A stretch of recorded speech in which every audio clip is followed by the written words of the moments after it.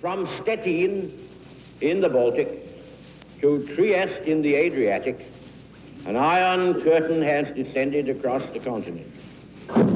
Across the more than 4 decades of the Cold War, a struggle between the ideological opposites of Western freedom and Soviet communism, the great fear, other than nuclear war, was of a land war between U.S.-led NATO forces and Russia.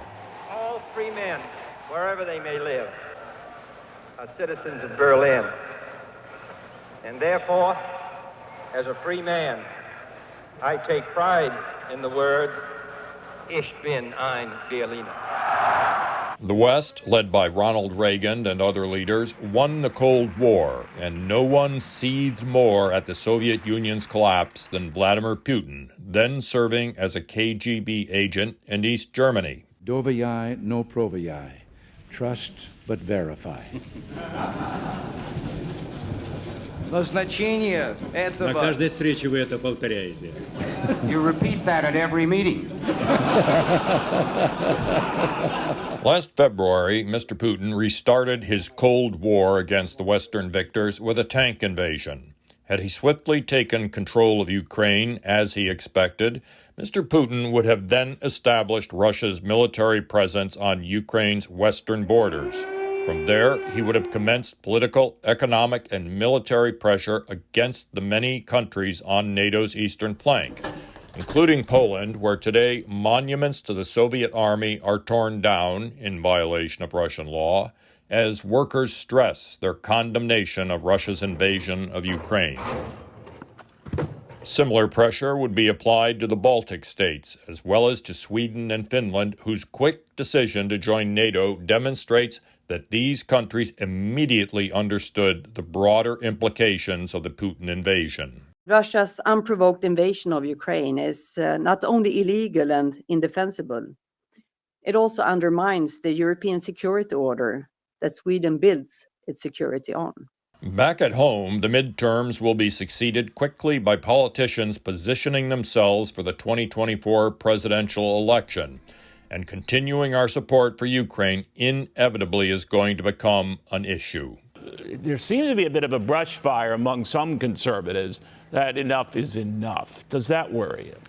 Well, certainly it does. But listen, those thoughts have always been there. Yeah. And I respect them. These are people who are opposed to spending, and particularly if that spending in their minds is not justified. And we've certainly have seen an administration here that has absolutely gone over the top in terms of spending. I mean, we have a federal budget that's now at $6 trillion. The military assistance, just so our audience understands, that is going to Ukraine is somewhere in the neighborhood of $18 billion out of a $6 trillion budget. Today, Ukraine's army is continuing its advances against an ineptly led Russian force in the country's east and is attempting, as winter approaches, to retake the southern city of Kherson. Meanwhile, Mr. Putin has initiated bombardment of Ukraine's energy infrastructure, presumably to create a winter with little heat or water. What sounds as very uncomfortable for normal people living in a peaceful life, it gets okay when you get used to it. It is a sad irony that those on both the left and right have decided this is the moment to pull back American support for Ukraine, just as it is succeeding in its fight for freedom and sovereignty.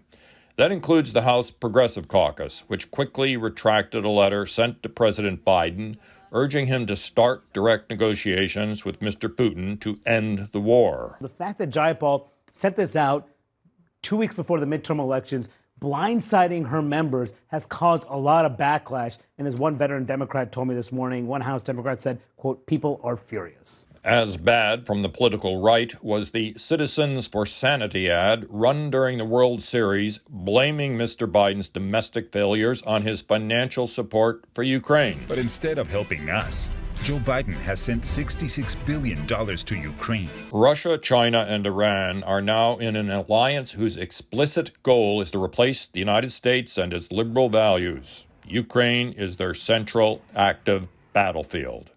Besides their own survival, the Ukrainian people are sacrificing and dying to protect the West from these determined enemies. Once the U.S. presidential campaigns begin, we will find out soon enough which candidates recognize this unignorable reality.